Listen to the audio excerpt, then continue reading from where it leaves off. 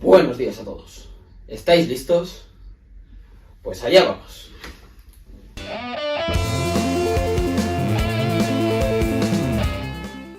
Bienvenidos una vez más a Pienso Luego Invierto, un podcast dentro de Value for All, un proyecto sin ánimo de lucro, de co-creación. Y nada, estoy aquí con Diego una vez más. ¿Qué tal? Como siempre, la introducción cada vez de una forma diferente. La gente se hace introducciones siempre iguales, tal. A mí me da igual. Sí, la seriedad aquí. La rigurosidad está bien, pero la seriedad brilla por su ausencia. Sí, la verdad es que sí. ¿Qué vamos a hacer? Es lo que hay. Será bien. Es verdad. No pasa nada. Así que bueno, Diego, vamos a hablar esta vez de algo un poco desconocido para el gran público y bien conocido por ti, ¿no? Al final, bien conocido, sí. Bueno, conocido un poco porque trabajas ahí. Dices que sabes. Sí, de ese tema, tal, sí. Un poco. Algunas horas le dedicas al día, ¿no? Alguna hora que otra, sí. Sí, aparte de mirar por la ventana y... Sí, aparte de eso y hacer sudokus, te diría que 8 horas al día se las dedica a esto, sí. Como mínimo. O más, sí, eso te iba a decir. Sí, bueno, no se acaba, sí. No acabamos de hablar de esto. No se acaba, no, el día. Es que es intenso. Es intenso. Y vamos a hablar... Que tiene los quiero mercados. decir, claro, es que vamos a hablar de un mercado de renta fija que es poco conocido, que el gran público no conoce, Sí. pero como vas a contar ahora y vamos a ver, oye, tiene una importancia muy grande, es un mercado muy grande también, Sí. y que mueve el mundo. Sí, podríamos, la he resumido bastante bien, sí, o sea, la renta fija, para empezar, es un mercado muy profesionalizado. O sea, no hay casi clientes retail, muy poquito. Es un mercado mayormente de intervinientes profesionales. Es el segundo mercado más grande. O sea, digamos que todo el mundo conoce la parte del Forex, divisas, que es el euro, libra, dólar. Ese sería el mercado más grande que existe, el del dinero más líquido. Y inmediatamente después va el fixed income, todo el mercado de deuda de cualquier tipo. Y el equity, que sería lo que llamamos acciones. Es cierto que nos lo habían preguntado muchas veces porque la gente no termina de entender bien, tiene todo como unos términos extraños, ¿no? Como renta fija, luego resulta que renta fija no es muy fija. Tiene cosas un poco curiosas. Si quieres, lo que vamos a hacer es, vamos a ver un poco de qué vamos a hablar. Vamos a dar un poquito de orden, que también nos lo han pedido. Eso está bien, sí. Somos bastante desorganizados en nuestra forma de hablar, o de contar un poco todo esto, pero vamos a intentar organizarlo, ¿no? Vamos a ver primero qué es la renta fija. Sí. Vamos a definirlo. Está bien empezar a definir el concepto. A partir de ahí vamos a ver, oye, ¿qué tipos de renta fija hay? Porque vamos a ver que hay bastantes tipos, hay diferentes tipos de renta fija. Sí. Algunos con más importancia que otros, con mayor volumen que otros, pero bueno. Oye, vamos a ver por qué es tan importante. Sí. Vamos a ver cuál es su peso con respecto a, pues como justo se está contando ahora, cuál es su peso con respecto al resto de mercados, con respecto al Forex, con respecto a las equities y demás. Oye, ¿qué relación tiene con estos otros mercados? ¿Por qué es tan importante? Y bueno, y a partir de ahí iremos viendo, ¿vale? Sí, básicamente todo esto viene por la pregunta que nos ha hecho, que ahora se empieza a hablar. Durante un montón de años nadie ha invertido en renta fija, ni a nadie se lo han propuesto. El que sea tan viejo como yo o más, ha podido recordar de pequeño que anunciaban las famosas letras del tesoro, invierte en letras del tesoro. Te lo anunciaban en el telediario y ahora ya no. Yo lo último que recuerdo que anunciaban en el telediario era lo de ¿cómo se llamaba? El foro filatélico. No. Había bonos en varios telediarios, anunciaban los bonos de Nueva Rumasa. Ojo. Que luego petaron. Vale, y ahora me parece muy bien porque oye, has introducido el tema de, oye, bonos que han petado. Vamos a empezar. Bueno, vamos a definir primero qué es la renta fija, qué son los bonos. Si quieres, y a partir de ahí tiramos con todo esto de, oye, porque me encanta, porque has hablado de, oye, bonos que han petado, que no ha, oye, una empresa quebró y... Sí, sí. O podemos hablar de por qué vienen las cosas estas de prima de riesgo, de dónde nacen, etcétera, etcétera, ¿no? Sí. Entonces, si quieres, empezamos definiendo primero qué es la renta fija, qué son los bonos. ¿Quieres hacerlo tú? ¿Lo defino yo? No, tío. Vale, pues si quieres vamos a definir, oye, ¿qué es la renta fija? Al final la renta fija es la deuda de los estados. Bueno, no. ¿Cualquier tipo de deuda? Claro, es que esto es mucho más complejo. Al final, la renta fija es un dinero que alguien te deja y tú le das una promesa de pago por ese dinero que te deja.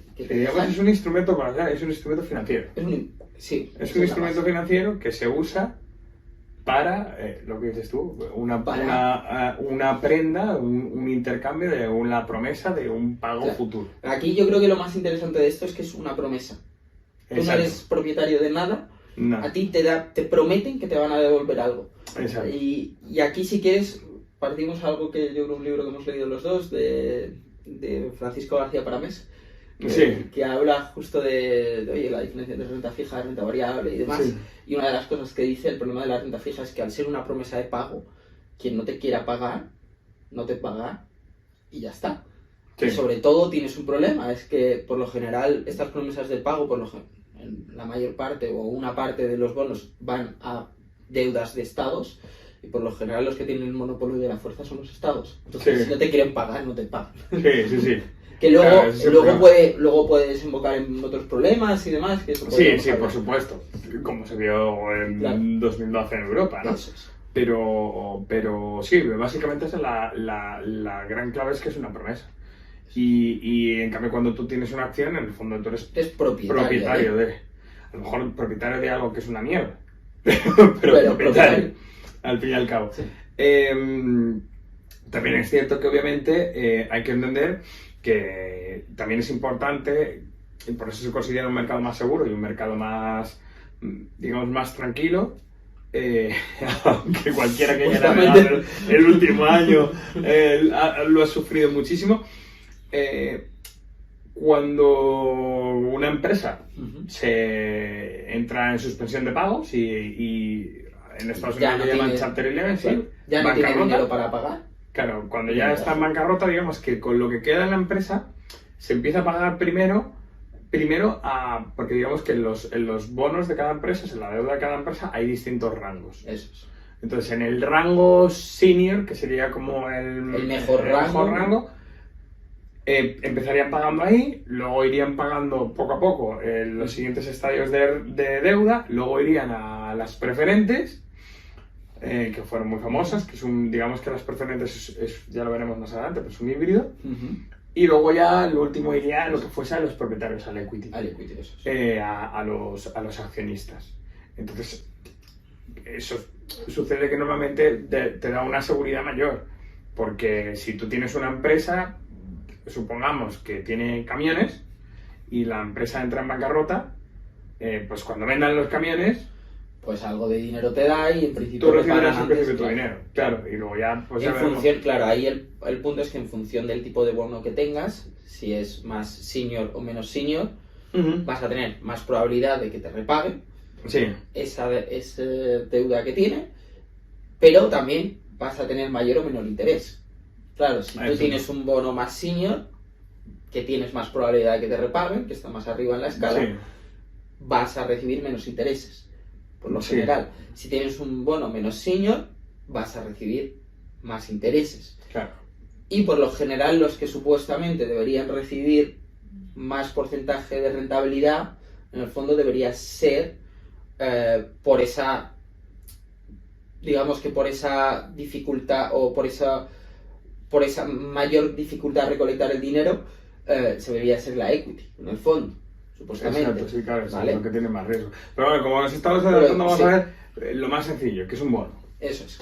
¿Qué es un bono? ¿Vale? Sí. ¿Quieres explicarlo tú? Sí, explico. Un bono es lo que hemos dicho, es una promesa, pero digamos que cumple una serie de características. La característica principal es que tiene un vencimiento, un cupón, y bueno, sí, luego podríamos decir que hay una cantidad detrás, ¿vale? Y un capital, digamos. Sí, o sea, un nominal, lo que se llaman los bonos, ¿vale? ¿Cómo funciona? Supongamos que yo tengo una empresa que se llama Diego Corp y saco 1 millón en bonos, ¿vale? Que el mínimo bono pueden ser 100.000 euros. Lo saco con lo que sé, con una subasta que sale. El cupón es de un 2%. Y el vencimiento es el 3 de enero de 2026, ¿vale? Sabemos que el vencimiento es del 3 de enero de 2026 y el cupón es un 2%. ¿Qué significa el cupón? Que sobre ese millón yo voy a pagar un 2% anual de hasta intereses. 2026, en el cual pago en el último pago, o sea, tú cuando compras ese bono, si tú me compras todos los bonos tú, porque estás forrado, y tienes ese millón, yo te voy a estar pagando un 2% todos los años, y el último año te pago el principal, el millón, más los intereses de ese año correspondientes. Eso es en los cupones más habituales. Luego hay otros tipos de cupones que podrían ser cupones en los que vas poco a poco repagando parte del principal. Sí, pero vamos a ir al sencillo. Sí, el más común es al final del tiempo de vida de tu bono, repagas el principal más lo que te quede por pagar de intereses. Sí, y luego podría haber los que se llama cupón cero, que por ejemplo son los segundos más habituales, que son, pues por ejemplo, los más conocidos son las letras del tesoro, que lo que hacen es no pagan cupón, simplemente funciona lo que se llama descuento. O sea, supongamos, claro, yo saco un por 100.000, pero el dinero que tú me prestas no es 100.000, sino es 99.000, y yo al final del proceso, que eso es un año porque es una letra, te doy 100.000. Claro. Y esa diferencia es supuestamente los intereses. El tipo de interés, exacto. Eso es. ¿Vale? Entonces, ya tenemos, oye, ¿qué es un bono? ¿Cómo funciona un bono? Sí. Si quieres podemos hablar de algo de lo que se habla mucho. En los bonos se habla de dos cosas, del precio y de la yield. De un bono. Sí, el rendimiento, podríamos decir, del rendimiento, ¿no? En español, ¿no? Están inversamente relacionados. Exacto. Entonces, ¿qué es? ¿Por qué se habla de los dos? ¿Por qué está inversamente relacionado? No nos vamos a meter en la parte matemática, pero es una tontería. ¿Quieres entrar a ver esto? Sí, lo vemos. El precio de los bonos es curioso porque funcionan, el precio es a porcentaje, es un porcentaje, ¿no?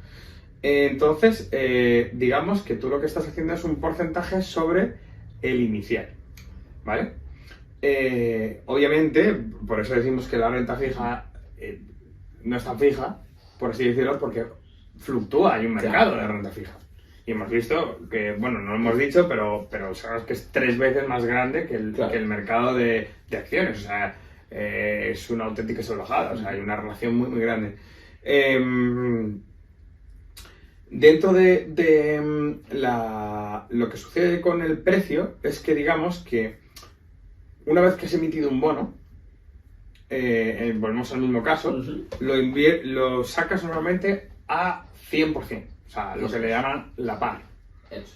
¿Vale? Cuando sale al 100%, el bono empieza a fluctuar a partir de ahí en función de la gente se lo intercambia en un mercado secundario. Comprarlo, venderlo, etc. Y qué es lo que paga por ese. ¿Qué sucede?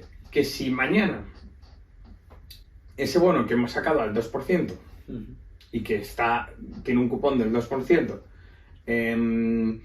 yo como Diego Corp digo, uy, es que yo qué sé, se empieza a ver cualquier cosa.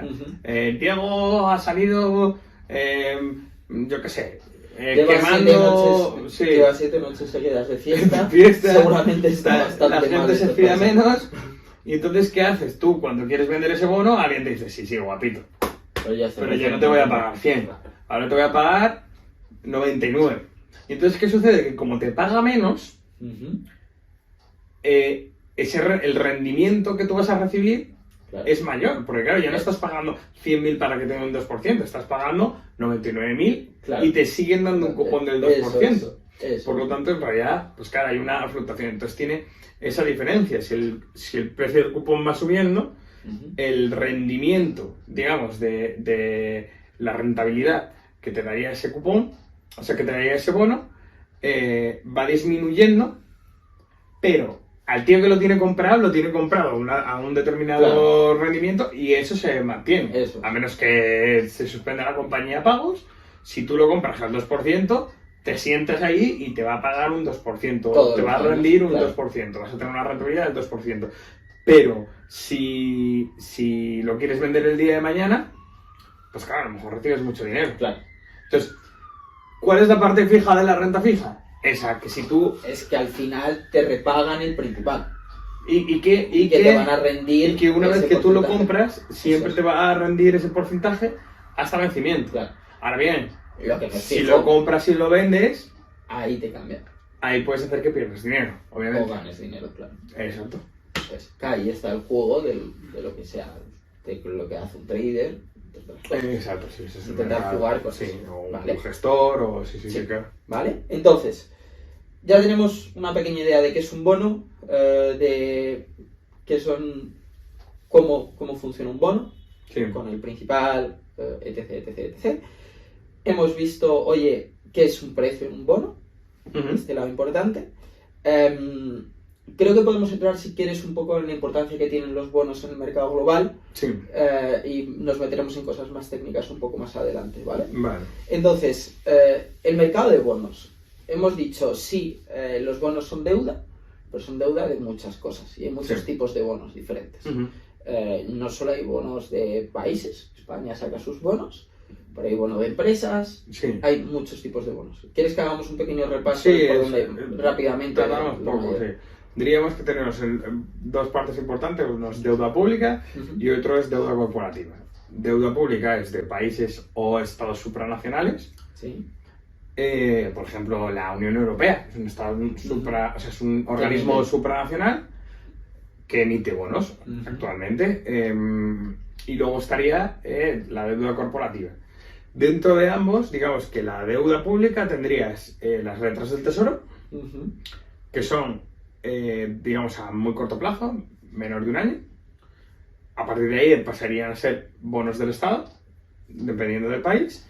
Y ya ahí no hay muchas más diferencias. O sea, no hay en un estado es muy raro que no hay rangos de deuda. O sea, digamos que se presupone que el estado tiene una calidad crediticia X, etc. Sí, o sea, obviamente una de las cosas que no hemos hablado es de que cuanto más mayor es el vencimiento, más riesgo. Entonces, ahí hay un punto. Tú cuando compras deuda, por ejemplo, aquí sí que hay un punto. Los estados emiten siempre, digamos, sus mismos tipos de bonos con toda su misma calidad crediticia, pero puedes emitir un bono a un año vista, puedes emitir letras del estado que son a corto plazo, o puedes emitir bonos a 10 años o a 100 años, como hizo Austria, que emitió bonos a 100 años a tipo C. No, al 1%. O al 1%. 1 y pico por ciento. Ese tío se coronó, no sé qué Sí. Ese señor... Sí, lo podemos poner un ejemplo.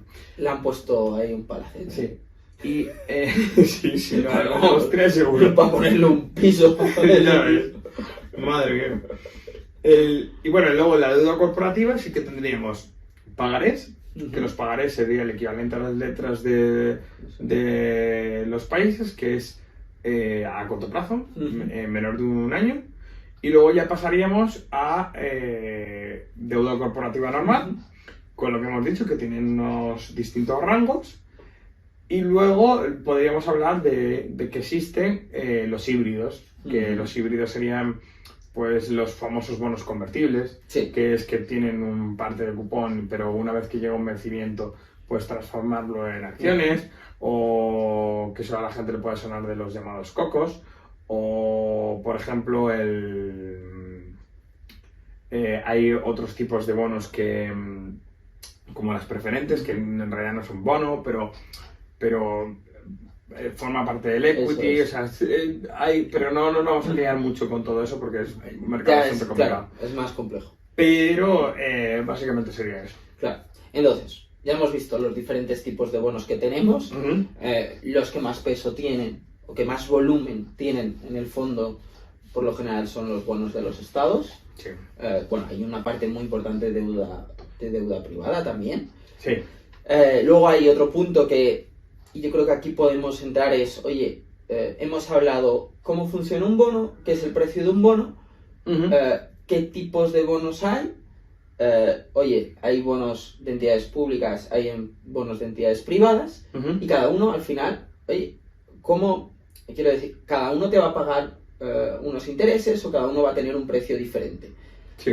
Esto, claro, esto tiene un porqué, ¿no? Quiero decir, no va a tener el mismo precio o no vas a recibir la misma rentabilidad por un bono americano que por un bono de Zimbabue, claro, que por un bono de Apple o que por un bono de Pedros SL que tiene aquí abajo su empresa, ¿no? Sí. Esto yo creo que es un punto interesante a tratar. Sí, claro. ¿A qué se debe esto? O sea, hay que tener en cuenta que en los bonos tienes dos tipos de riesgos.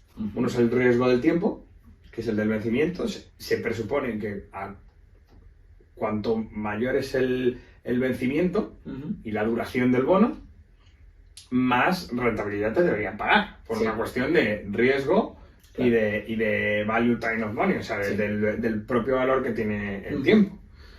Y esa sería una parte, y la otra obviamente es la calidad crediticia. O sea, tú no le darías a una persona que trabaja contigo, que sabes que tiene una nómina, no le darías el mismo préstamo que a alguien que, yo qué sé, no conoces de nada en la calle y que tiene una drogadicción, por ejemplo. O sea, es lo mismo, funciona igual que con los... que cuando pides un préstamo al banco. Eso. O sea, es igual, o sea, tienes una calidad crediticia. Ahí es donde entran las famosas agencias de calificación. Es el mayor monopolio de la historia. También notadas durante el 2008 y podríamos seguir con razón. Que claro que le dan calificaciones a los países. También es cierto que lo normal también es un buen inversor hace su propio análisis y no se fía solo de la calidad crediticia que le da una agencia. Pero claro, como tiene que haber algo, digamos, algo estandarizado, pues es lo más común eso. Y claro, entonces pues, lo que tú has dicho es perfecto. O sea, Estados Unidos, con una calidad crediticia de AAA, que sería la mejor, pues da menos, en principio da menos rendimiento, da menos rentabilidad que Argentina. Claro, pero ahí porque, un poco como has comentado, hay dos puntos muy importantes. Uno, cuánto tiempo van a tardar en repagarte el bono. A mayor tiempo, claro, es más probable que pase algo que no sabes el qué, que haga que no te puedan repagar ese bono. Sí. Y, oye, tu evaluación de cuál es la probabilidad de que esta empresa o país pueda generar el dinero suficiente para repagarme este bono. Sí. No es lo mismo Estados Unidos, que la probabilidad de que te pueda repagar es mucho más elevada que Zimbabue, que dice, bueno, Zimbabue yo no sé, igual llega aquí una persona al poder y no me quiere repagar, o exacto, sí. Además, ya hemos visto, claro, aquí todo el mundo se cree que la renta fija es fija y que te van a repagar, etc. Oye, Argentina más de una vez ha impagado bonos, un montón de países han impagado bonos. Exacto. Claro, mucho no es renta fija ya al final.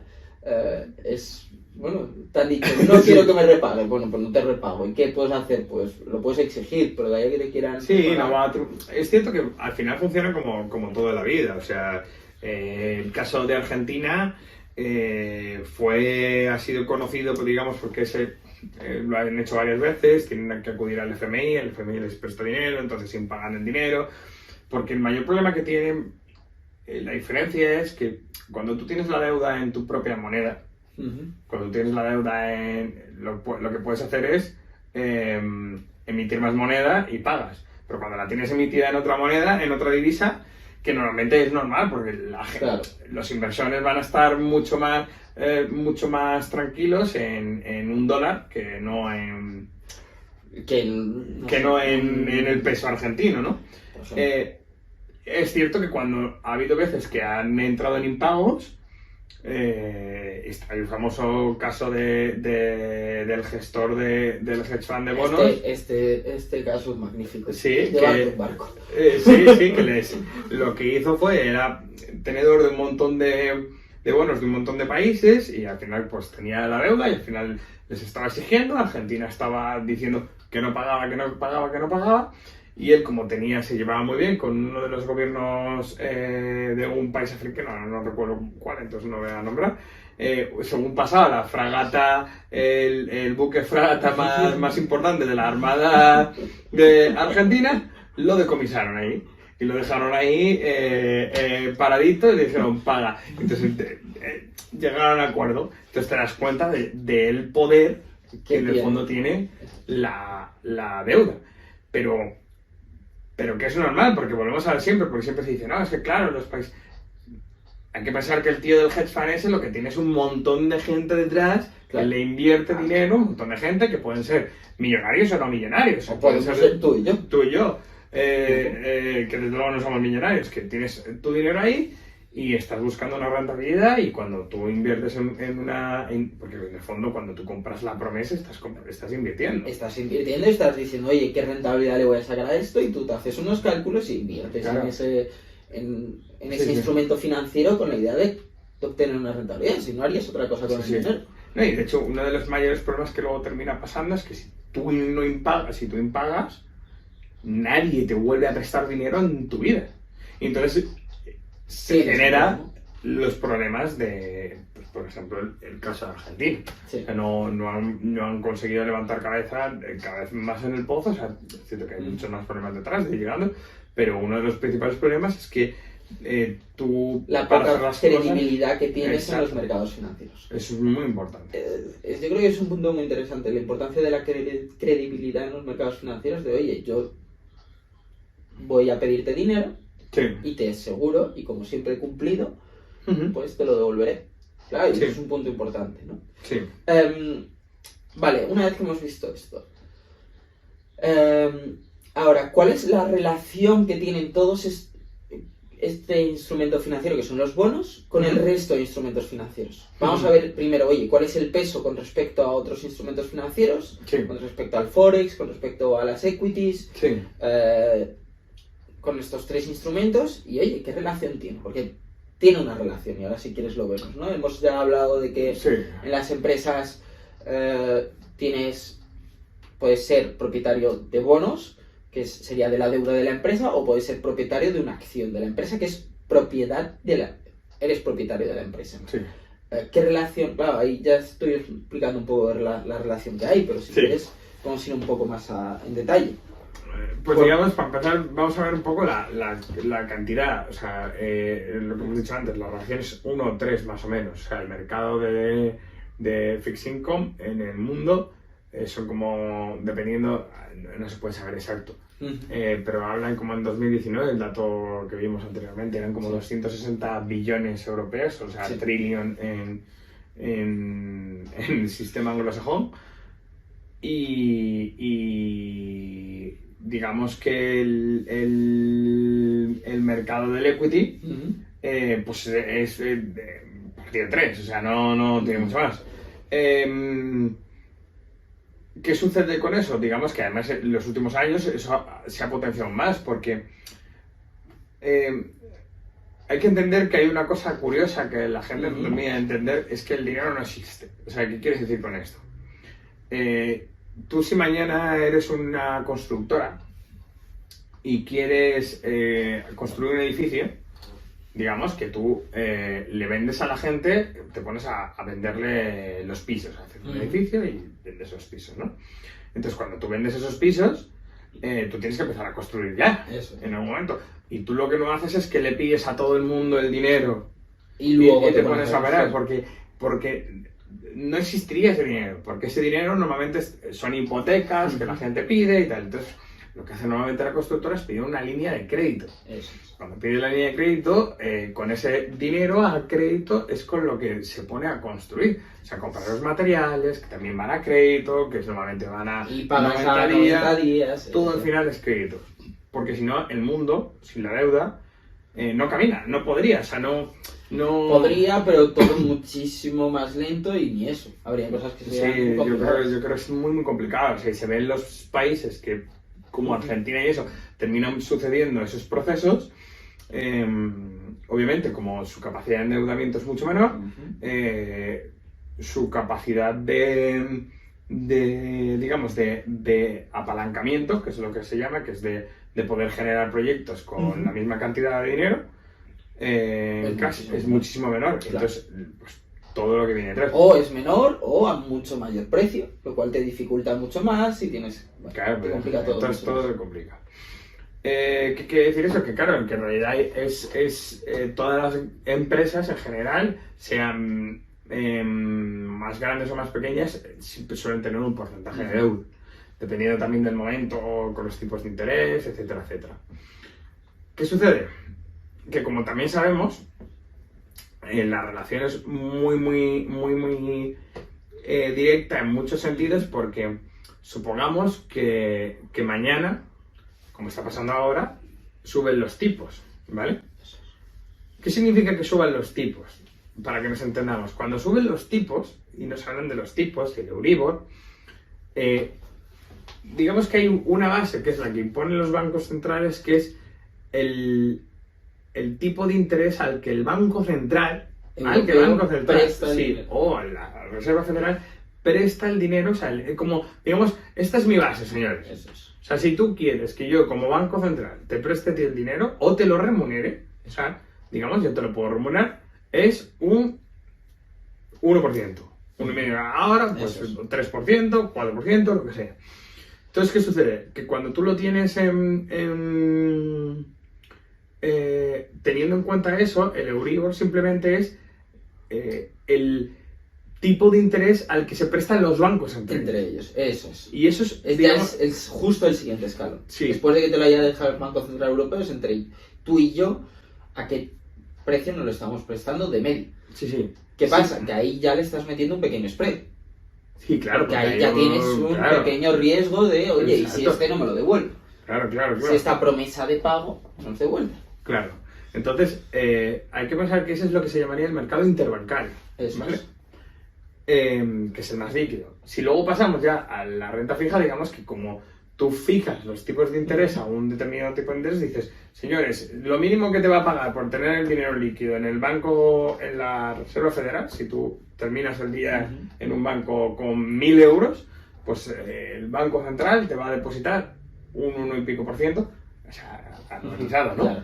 Pero ese día. Entonces, claro, te está dando unos tipos de interés. ¿Qué sucede? Que eso fija el mínimo, la base, claro, para que luego todo el mundo vaya creciendo. ¿Qué sucede? Que si tú ya eres una empresa y el Banco Central está pagando a la 1,5%, tu deuda en ese momento, si tú tienes que sacar bonos nuevos, tienes que hacer nuevas promesas de pago futuro, las vas a hacer a partir de ese a partir del 1,5%, porque claro, si no nadie te va a decir, pues tío, yo para eso lo dejo aquí, que estos son los únicos que son capaces de emitir esa divisa, el dólar o el euro. Entonces, y que si quieren podrían imprimir divisa para pagar. Y me pagan. Pero tú, tío, entonces, ¿qué sucede? Que digamos que es como el primer piso a partir del cual se vaya construyendo el resto, ¿no? Claro.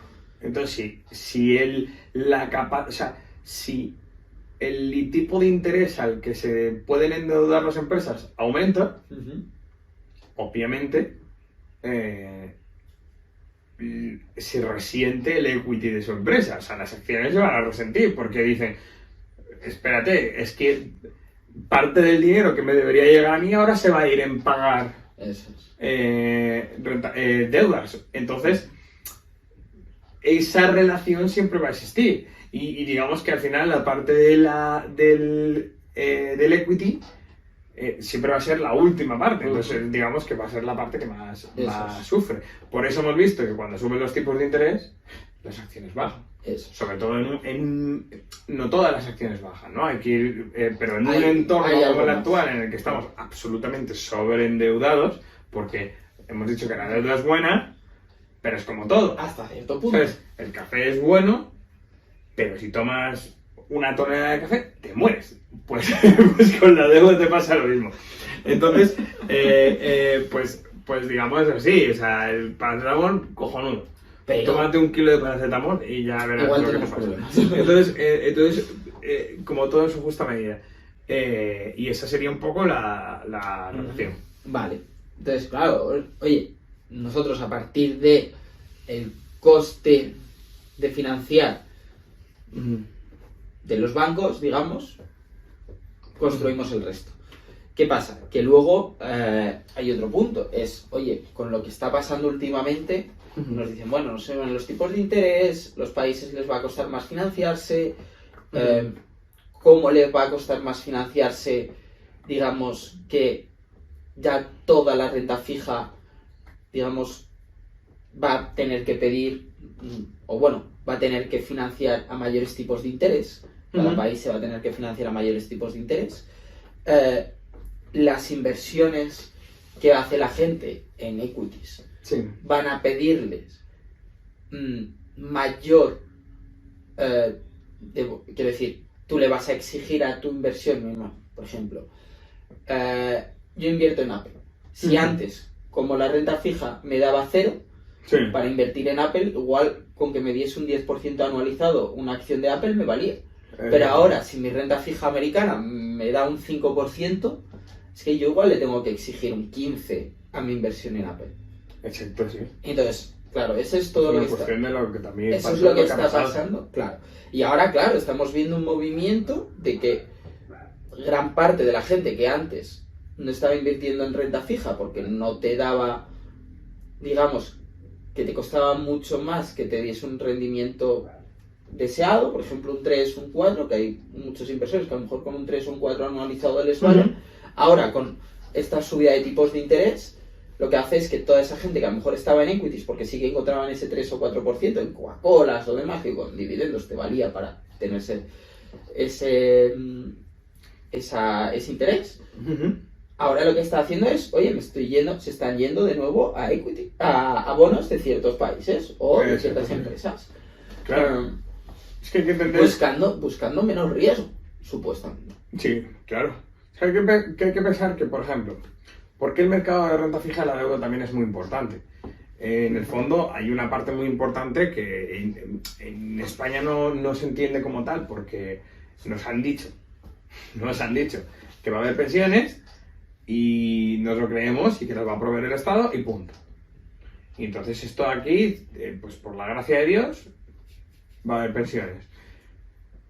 Pero en determinados países son conscientes de que Dios está muy bien, pero de que nos ha dado libre albedrío y que por lo tanto estás solo en el mundo, ¿no? Tú cuando tienes 60 años, pongamos, o 70 años, no puedes estar expuesto a que pase como ha pasado ahora y se caiga el 40% de tu inversión, ¿no? Entonces, normalmente muchos planes de pensiones invierten muchísimo en renta fija por una cuestión de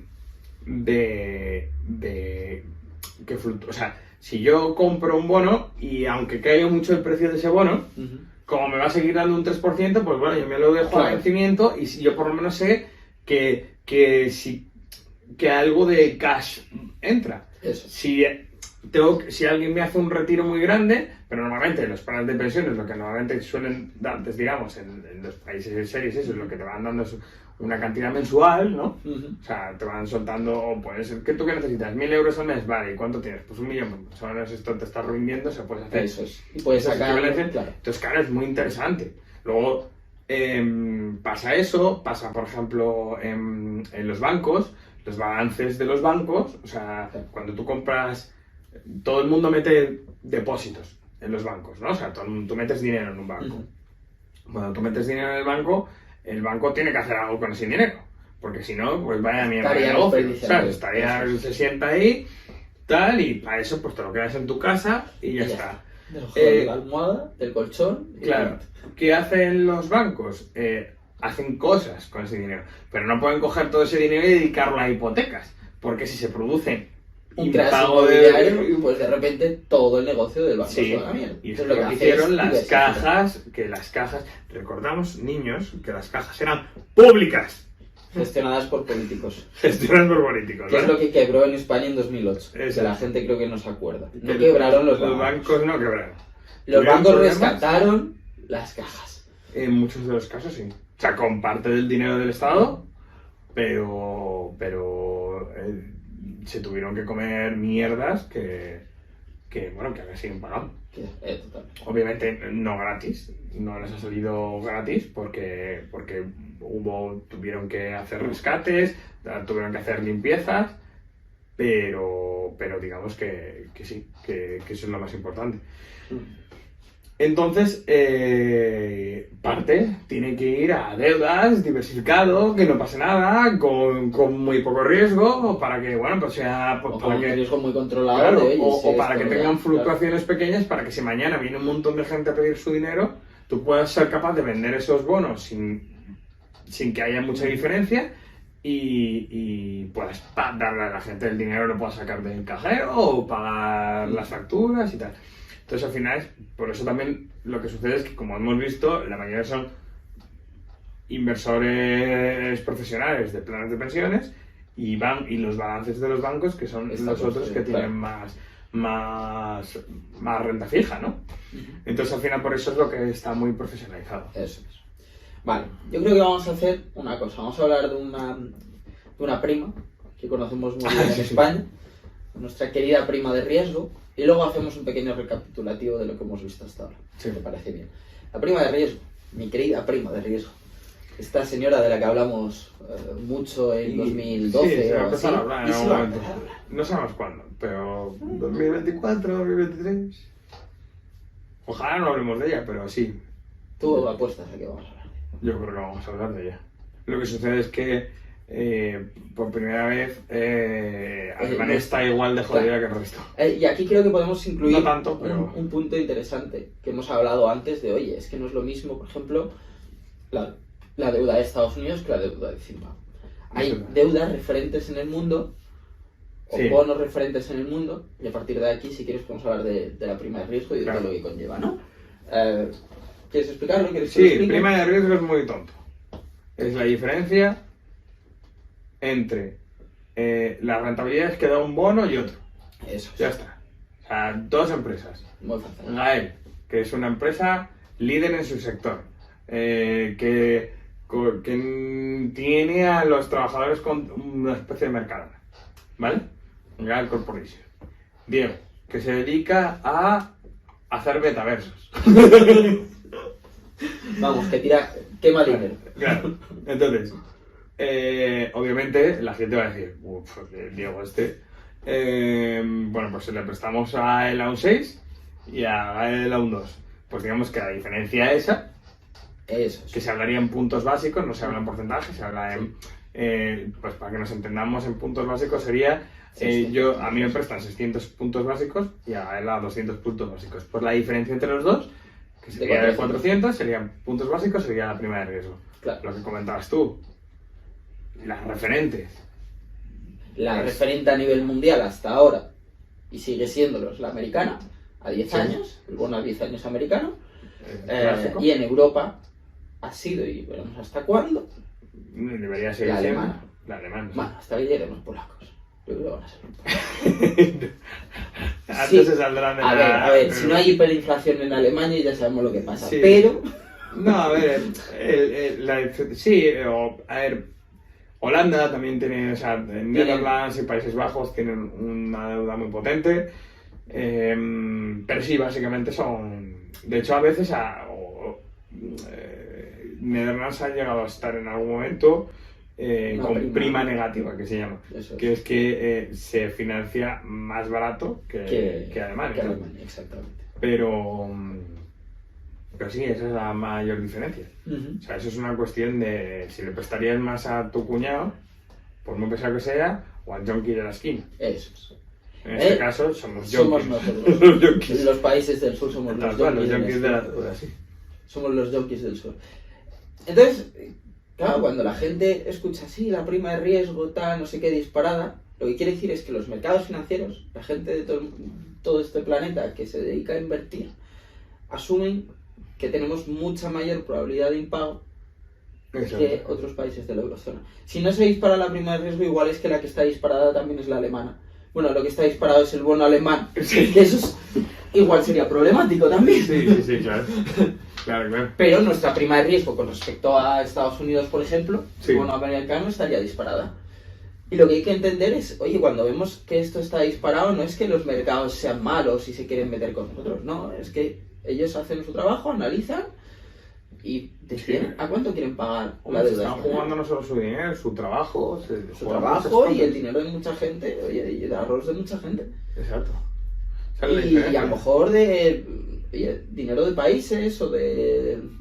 Hay muchas cosas detrás. Que eso siempre es muy curioso, ¿no? O sea, cuando pasan todos estos problemas, pues por ejemplo la gente que dirige planes de pensiones en Estados Unidos, que es muy común, los principales planes de pensiones son de profesores, de enfermeras, yo recuerdo un caso que leí que era de los conductores escolares de autobuses, que tienen su unión, su sindicato y tienen su plan de pensiones, pues como todo el mundo, porque quieren algún día jubilarse y la mayoría están metidos en estas cosas. Claro. Porque un plan de pensiones puede tener una parte en acciones, pero no puedes tenerlo todo en acciones. Claro. Entonces, sería correr demasiado riesgo. Sería un riesgo primero que no tiene por qué estar todo el mundo dispuesto. O sea, los perfiles de riesgo son muy distintos. Total. O sea, la primera cosa, el buen inversor que tú veas o el principal asesor que tú veas, que a mí es algo que me pasa bastante a menudo, la gente me dice, ¿en qué invierto para ganar dinero? Mi primera respuesta siempre va a ser, quizás porque a lo mejor soy un poco gallego, ¿cuál es tu perfil de riesgo? Y entonces la gente te va a decir, medio alto. Y entonces yo le digo, medio alto. Si mañana te levantas y la acción en la que has invertido ha caído un 50%, ¿cuánto te preocupas? No duermo. Bueno, entonces empecemos. Medio bajo. Pero sigamos a partir de ahí. Igual medio alto somos nosotros, ¿no? Que lo vemos que ha caído un 50% y dices... No, esto ya es de extremo. Sí, o sea, está ahí medio ludópata ya, ¿sabes? Pero sí, digamos que claro que es muy importante y que es que no hay nada malo en ello. O sea, es como hay gente que hace salto base y luego estoy yo que a mí subirme en un ascensor panorámico pues ya me da vértigo. Y no lo hago. Me subo a montañas rusas, pero me cago en la puta. O sea, lo que quiere decir es que no. Cada uno tiene una versión diferente al riesgo y es respetable y hay que saberlo.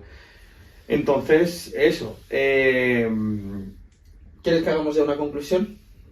Sí, bueno, lo único que comentaría que por qué ha pasado, digamos que por qué ahora se habla de que es más rentable. Pues básicamente porque lo que hemos dicho anteriormente, hasta hace poco, que es interesante desde el punto de vista de cómo nos han estado robando, ¿vale? Hasta hace poco los tipos de interés eran negativos. ¿Qué significa eso? Para el que no los haya sabido hasta el momento. Significa que cuando usted metía su dinero en el banco, por el hecho de que usted metiese el dinero en el banco Central Europeo le cobraba dinero al banco. No a ti, al banco. Al banco. Pero en realidad te lo está cobrando a ti. Porque al banco le estás obligando a... Eso lo hacen para que los bancos, en vez de que... Pues como no se fiaban los bancos y los traders y los gestores, no se fiaban de comprar deuda de según qué países, para que tengan la obligación de invertir, pues les dicen, señores, negativo. Entonces, como tú estás en negativo, te obliga a invertir en algo que esté un poquito menos negativo. O sea, si a lo mejor dejarlo en líquido era menos 0,50, pues por lo menos invertías a menos 0,40 o menos 0,30, pues ibas a estar más tranquilo. O sea, es literalmente lo que tú perdías menos dinero en tu día a día. Y claro, entonces por eso hemos asistido en los últimos años, que yo no lo sabía, cuando supe esto, decía lo mismo que todo el mundo. Que hijos de puta, que me están empezando a cobrar por algo que no me cobraban. Y que decían, no, a partir de ahora si sacas dinero en efectivo en el banco, en el cajero, te vamos a cobrar. Coño, pues porque el banco estaba trasladándote a ti en comisiones lo que le costaba a ellos tener el dinero invertido. También lo hacen para que los bancos tuviesen que dar más hipotecas, o sea, tú estás fijándolo. Entonces lo que queremos decir es que en realidad lo que han estado haciendo con todo esto han provocado, pues eso, que la gente, lo que decías tú, comprasen Nestlé y Coca-Cola en vez de meterlo en una letra de España, o de España, me da igual, o de Alemania, que rentase un poquito y te ibas ahí y en el fondo han hinchado los precios de las acciones. O sea, es una rueda infinita de mierda que ahora estamos teniendo que soportar. ¿Por qué ahora por fin se habla? Pues digamos que hemos pasado de que en noviembre de 2021 la letra un año, o sea, 12 meses de lo que sea el bono, la deuda de 12 meses de España, está a un interés negativo a que ahora hoy en día esté al 2,20, 2,20 y tantos. Y que es probable que siga subiendo en los próximos meses. Es posible que vaya subiendo, entonces al final, claro, de repente se ha convertido en algo atractivo, porque en principio lo que puedes pensar es España un año no me va a impagar. España 2-3 años, pues tampoco me tiene por qué impagar, ¿no? Y es interesante. Y yo solo añadiría una chorrada más, que es la diferencia entre los tipos de mercados. Sí. Que no hemos visto. La bolsa, digamos que es un mercado centralizado, que todo el mundo lo conoce. O sea, la bolsa era, pues, lo primero eran las plazas estas que vemos a la gente compra y vende, eso ya no existe. Es el sitio donde todo el mundo iba a gritar y sí. Se armaba un follón enorme y eso ya no existe. Eso Tú vas al parque, a la bolsa de Madrid y no ves gente... No, lo que suele ver es gente haciendo... Se usa como un museo, básicamente, para hacer convenciones. Sí. TikTok, sí. Compra bonos. Sería genial. Vamos a hacer una proposición a Gustavo. Gustavo, tienes que hacer el TikTok de Value for All. Bailar de estos que hacen. Joder, madre mía. Joder, estamos jodidos. Qué mal. Pero bueno, el caso es que digamos que como las acciones son todas iguales, es un mercado en el que tú compras y todo el mundo está centralizado. Todo el mundo va pues a lo que se llama el Nasdaq o el DISE o la bolsa de todos van al electrónico mismo y hay un libro. El mercado de la renta fija no. El mercado de la renta fija funciona como un mercado persa. Tú llamas a un tipo, se hace por chats y cosas de esas, pero tú llamas, o electrónico, pero tú llamas a alguien y le dices, oye, ¿tienes este bono? Estoy poniendo muy complicado. Y negocias. ¿A cuánto? A tanto. No, tío, a esto no, tal.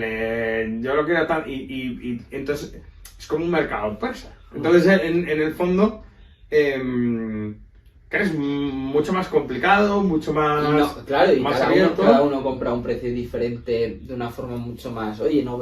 Sí, puedes ver un poco a qué precio están comprando otros y demás, pero... Pero es difícil, es muy opaco. Claro, es mucho más opaco que el mercado de equities. Y es curioso, porque es un mercado con muchísimo más volumen, como hemos visto, 3 veces más volumen. Para os hagáis una idea, se está hablando de 700 billones americanos al día de movimiento. Exacto. Es mucho más, 700.000 millones. Es una locura. No está mal, ¿eh? Es mucho, bueno, sí. es mucho. Sí. Ya nos gustaría tener una pequeña parte.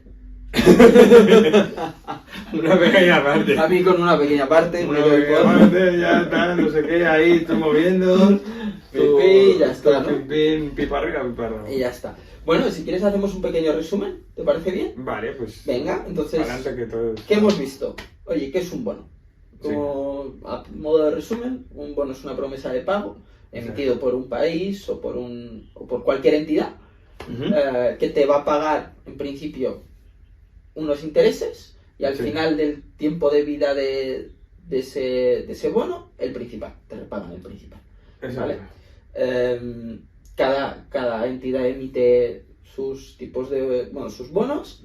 Entidades ya pueden ser países, empresas, etc.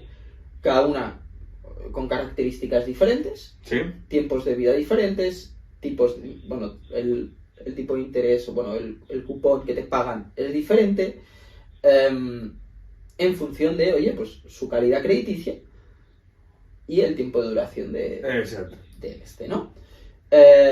Hemos visto cuál es el tamaño del mercado de bonos, que es después del mercado de divisas el segundo mercado más grande, Sí. y aproximadamente es 3 veces mayor que el mercado de equities, que es el más conocido. Sí. Hemos visto que es un mercado que no está centralizado, a diferencia del mercado de equities, que está centralizado en intercambios, como pueden ser la Bolsa de Madrid, el S&P, el Nasdaq, etc. No, aquí es cada entidad tiene sus personas que lo que hacen es, oye, negocias tú con cada uno de cada banco y buscas y te las haces. Y te lo comes y te lo guisas tú solito. Sí. ¿Algo más que añadir? Que no... No, nada más. Hemos visto la clase de los tipos de interés del Banco Central y poco más. Y a partir de ahí, oye, ya está. Nada, chicos, invertir en bonos. Invertir en bonos. Solo necesitáis 100.000 euros y... Exacto. A partir de 1.000 puedes comprar una letra del Tesoro. Vale. Bueno, pues si queréis, fundamos Gael y Diego S.A. Sí. Y emitimos... Sí, solo necesitamos un capital social de 50 millones, pero... Bueno, pero solo los buscamos, emitimos Exacto. 50 millones en bonos y como es Para una promesa hacer- de pago, pues nos repagamos. Como Austria, le pones el nombre de Austria. Austria ya está. No. Y a 100 años, al 1%. Y ya está, perfecto. Y ya está. Qué alegría. ¿Te ha gustado, no? Me ha gustado. Magnífico. Te has aprendido muy bien la elegir. Qué bien. Hoy hemos aprendido algo. Siempre hay que aprender algo. Lo siento por él. Bueno, Diego, un placer. Igual, como siempre. Pues que tengas buena semana y que nos vemos en la próxima. Que tengas buena semana. Hasta luego. Hasta luego.